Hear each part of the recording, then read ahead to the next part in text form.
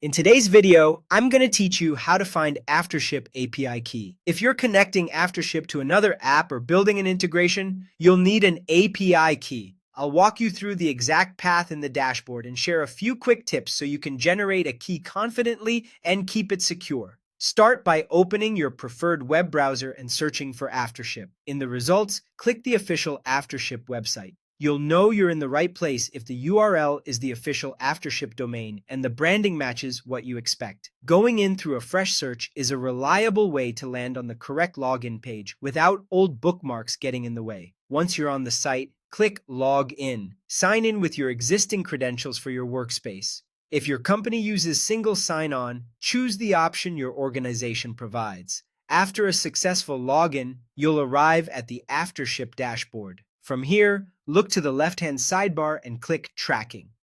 This takes you into the area where most shipping and tracking configuration lives, and it's also where the developer-related options are grouped.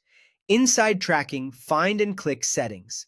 This opens a menu that controls how your tracking setup behaves, and it includes the section we need for API access. In the Settings menu, select API Keys. This page lists any keys that already exist for your workspace and is the control center for creating new ones. If you're setting up a new connection, creating a fresh key keeps things organized and easy to manage later. To generate a new one, click Create API Key. This will open a small form that asks for basic details. Enter a clear description for the key, such as My App or the name of the tool you're integrating.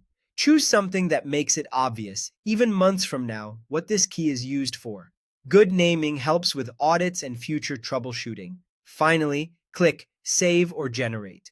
Aftership will create the key and display it for you. Copy it immediately and store it in a secure place, like a trusted password manager or your deployment secret store.